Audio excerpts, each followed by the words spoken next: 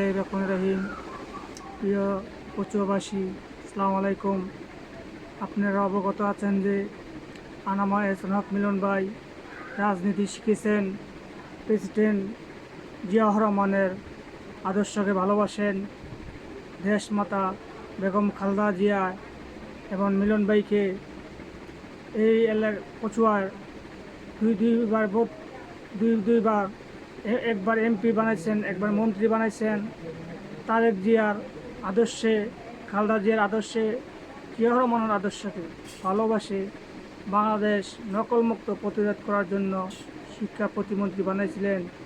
আমি বলতে চাই, দেশমাতা বেগম খালেদা জিয়া মা যান, আপনি আনামা এহসান হক মিলন ভাইকে আবার পূর্ণ কমিটি করে তাকে নমিশনি দেওয়ার জন্য চাঁদপুর 1 আসন কচুয়া থানা থেকে শিক্ষামন্ত্রী হিসাবে তাকে উপহার দেন।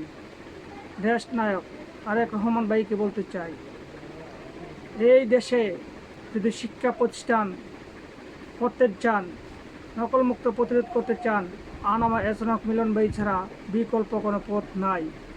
আনামা এহসান হক মিলন ভাইকে চাঁদপুর 1 আসন কচুয়া থানা থেকে মনোনয়ন দিয়ে দেশের উজ্জ্বল করার জন্য আনামা এহসান হক মিলন ভাইকে নমিশনি দিতে হবে এবং দেন। শিক্ষা প্রতিষ্ঠানের জন্য যে ভূমিকা নিতে পারবে আনামা এহসান হক মিলন, তার ছাড়া অন্য কোনো লোক আসে এলাকায় নকলমুক্ত প্রতিরোধ করতে পারবে না এবং দূর দূরান্ত সাহসে এই আগমন করতে চায় আনামা এহসান হক মিলন ভাই, তাকে নমিশনি দেন। তারেক রহমান ভাইকে আমি বলতে চাই, শিক্ষার হার বাড়াতে চাইলে আনামা এহসান হক মিলন ভাইয়ের প্রয়োজন মনে করি আমি সাধারণ মানুষ হিসাবে। আপনারা জানেন নকলমুক্ত প্রতিরোধ কীভাবে বাংলাদেশ করেছিলেন ডক্টর আনামা এহসান হক মিলন।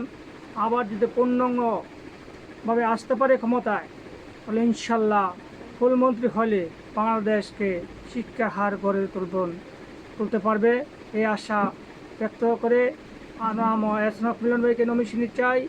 এবং তারেক রহমান ভাইকে আমি বলতে চাই, যেভাবে হোক আপনি আনামা এহসান হক মিলন ভাইকে নমিশনি দেন দেশের শিক্ষা প্রতিষ্ঠানের জন্য, উজ্জ্বল করার জন্য। আসসালামু আলাইকুম ওয়া রাহমাতুল্লাহি ওয়া বারাকাতুহু।